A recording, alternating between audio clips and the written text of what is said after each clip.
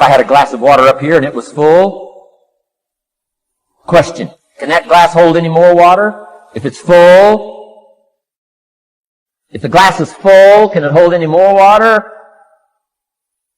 The answer is yes. But for it to hold more, you got to pour out what's already in.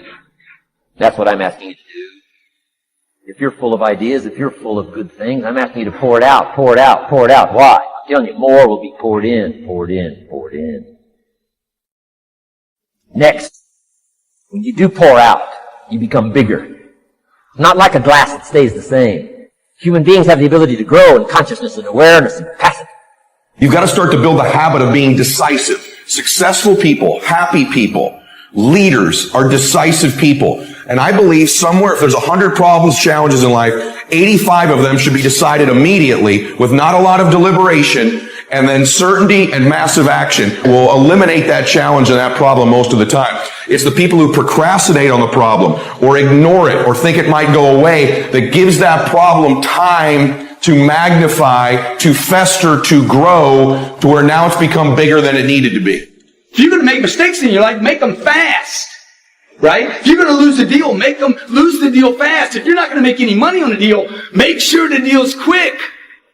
I want to suggest that you make up your mind you're going to get in what we call the success zone. It's a way of thinking. 96% of the population are blowing it. If 1% of the population are earning about 95% of all the money, you're not going to get a whole lot of people agree with what you're doing. What I could control was my work ethic. You've heard me speak many times about outworking everybody, but I think that just feels good when we hear it, but most people don't take it seriously. If you think that I have a little bit of success in my life, I can tell you what I attribute it to. Yes, self-confidence, yes, mindset, visualization, goals, all the things I talk about all the time. Listening skills, influence, energy transfer, how to be happier, all of that stuff applies. When you get to winning, for me, it's come down to maxing out. And what maxing out means is you do one more at least than you think you're capable of. So when you're done, whatever you're doing, whether it's at the gym or phone calls or meetings or in sports, one more shot, one more throw, one more swing of the golf club or the baseball bat, the separator is for the winners, they do one more. I'm addicted to one more. And so I want your mantra going forward to be one more. We've got to change ourselves. We've got to build a new image, a picture in our mind. We've got to see ourselves the way we want to be, and then we have to live with it. You go to the gym workout, that's what you do.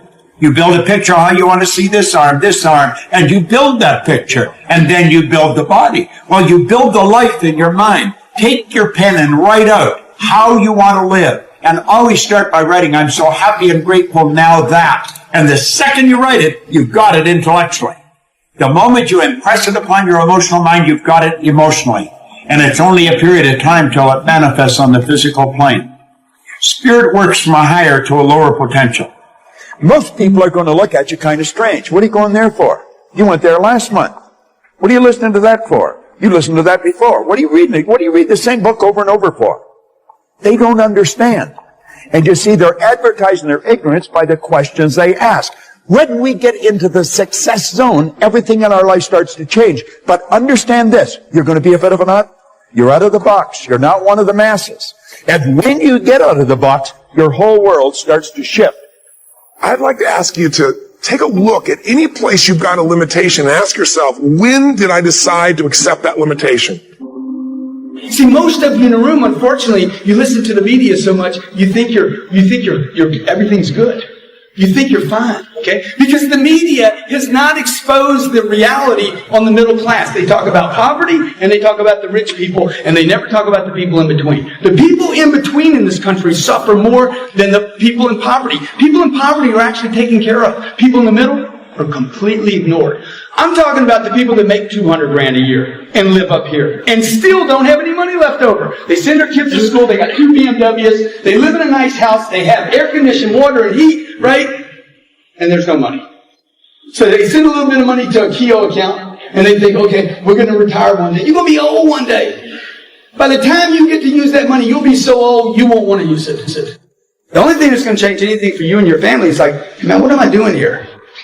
Okay? You don't need to go work in another industry.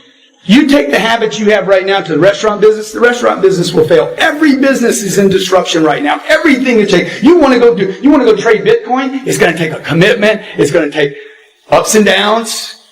Going to be a bunch of ups and downs in that crypto play. Everybody agree? Okay. You want to go do the real estate game rather than a car game? I'm going to tell you something right now, man. If you don't bring commitment and discipline and fortitude and persistence to the real estate game, you will get killed in the real estate game.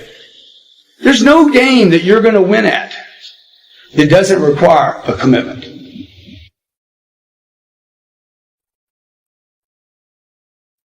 What's an area that's important to improve?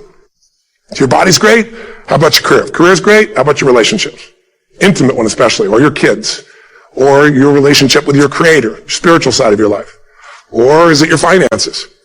Figure an area that really matters. Decide on that area. Number one, write down what your life is like in that area right now as specifically as possible. So you might say, well, I'm 13.5 pounds overweight, whatever the weight is, whatever the situation is, or my body fat's like this, or I wake up exhausted in the morning, and you write the truth of where you are right now. So you're real clear. Or I'm not in a relationship. I say I want a relationship, but I'm not in one, and I don't seem to find them. All the good ones seem to be gone is my belief.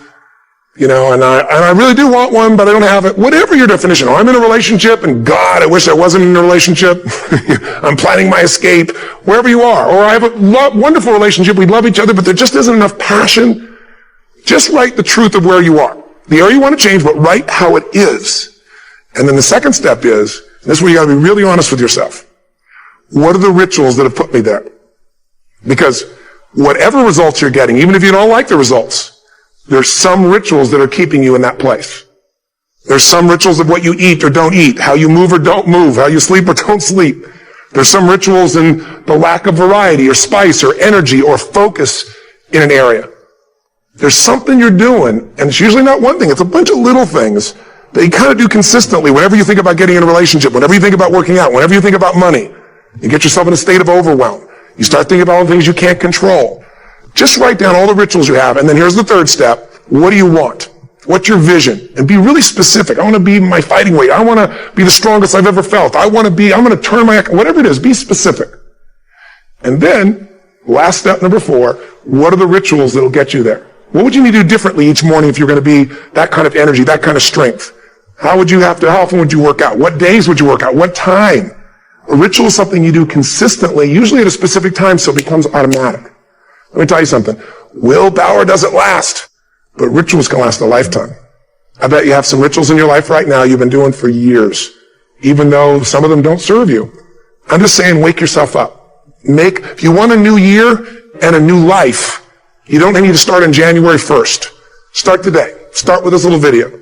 And just begin to see what happens and see how easy it is to just do a few little rituals. Don't do them all. Just do 2 or 3 new things. And you know what happens? You'll get momentum.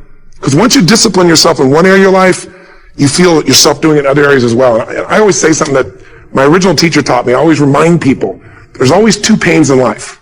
There's the pain of discipline, or there's the pain of regret. And discipline weighs ounces, as my friend Jim Rohn taught me. Regret weighs tons. You don't have regret.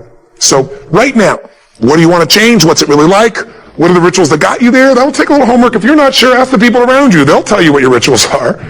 What do I really want in depth? What are the rituals that will get me there? And then get yourself to start a few of those actions and lock them in place.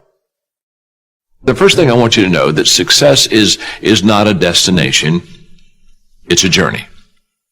Think of success as a process. Let me illustrate it and explain it this way.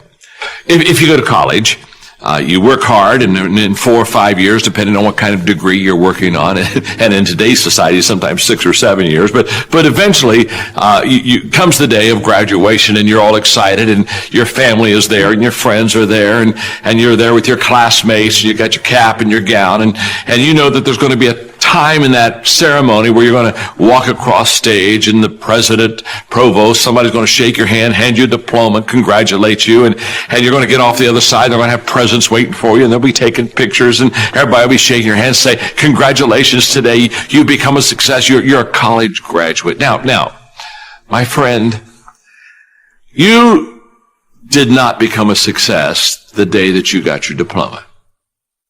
Now, what you did have happen to you in that ceremony is you got recognized for success. The diploma is recognition of what you have done the previous 4 or 5 years. You see, you were a success in your freshman year when you decided to not drop out of school like some of your other classmates and decided to stick to it. And you were a success every time you studied for a test. And you were a success every time you did a project or did a writing assignment. You see, you're a success all through school. You're a success every day. Success is a daily thing, not a destination thing.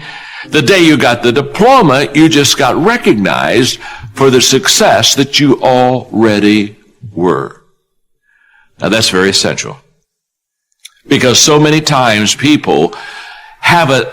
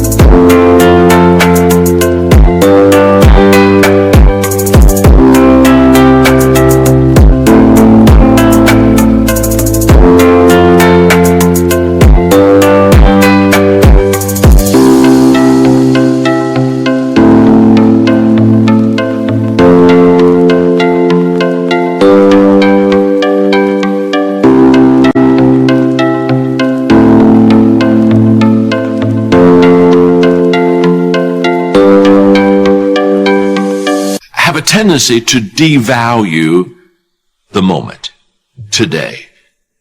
What they do is they greatly value the destination. And so they kind of talk about, well, when I get there, or if I arrive there, or when I do that, or when I accomplish this. And they don't understand that success is a daily thing. And I'm here to share with you that the secret of success is determined by your daily agenda. In fact, I wrote a book a few years ago called Today Matters. I'm passionate about that book because what it does is it helps me to understand that we make decisions and then we manage decisions. And too often we think, I will make a decision. For example, you're saying, I'm going to make a decision to be a coach. Or I'm going to make a decision, you know what, I'm going to make a decision to be a public speaker. I want to be a communicator. Well, congratulations. You've made a wonderful decision. Coach, speaking, good decisions. But that won't make you a successful coach. That won't make you a successful communicator. It's not the decision that makes you. You've got to make the decision by managing it, and you manage the decision on a daily basis. In other words, what you want to be tomorrow, you've got to do today. You visualize tomorrow. That gives you hope, and that's your motivation, and that's your dream. Nothing wrong with that. You visualize tomorrow, but you value today. What's that mean? That means that what I do every day is either getting me closer to that vision, that dream, that goal, or it's really driving me farther away from it. You see, every day we are either repairing or we're preparing. You see, if I messed up yesterday, guess what I get to do today? Fix yesterday. In other words, if I didn't do the right thing yesterday, what I got to do today is I've got to repair. I've got to go back, make amends, backtrack, put the car in reverse, put my life in reverse. I've got to go back there. I've got to repair. Now, every day I spend repairing, I'm not spending preparing. Well, you see, we repair when we fail to manage the decisions that we've made. We prepare when we, on a daily basis, manage the decisions that we've made. So your footprints to success are really footprints of success.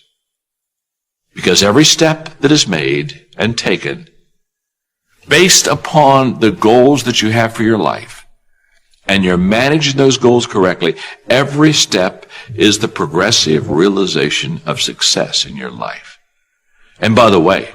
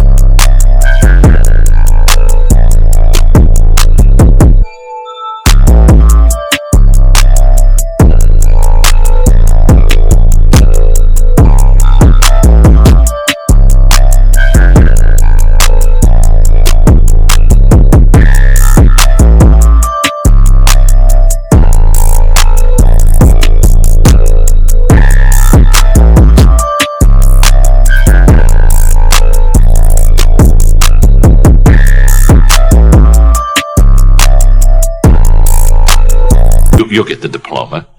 You'll get the certificate. But when you get that, you didn't arrive. It just is another step in preparing you to reach your potential. Each one of us should live our life as if we'll never learn everything we need to learn. We'll never be able to accomplish everything we wanted to accomplish. We won't be able to experience everything we wanted to experience. We should live our life every day hungry, understanding that we are to live until we die.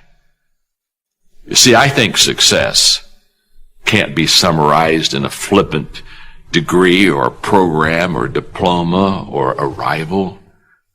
I think today, if you are learning to coach, if you are learning to speak, if you're doing the things that are essential to the decisions and you're managing those decisions well, can I say something to you? Congratulations. You are already a success. Now, guess what? Over time, it shows up. You've heard the expression. You maybe even said it yourself. You've heard the expression, I'm sure. I've worked all my life to become an overnight success. That's the way it works. All of a sudden somebody recognizes you. All of a sudden somebody congratulates you. You didn't get good at that moment. You've been good for a long time. It just showed up someday.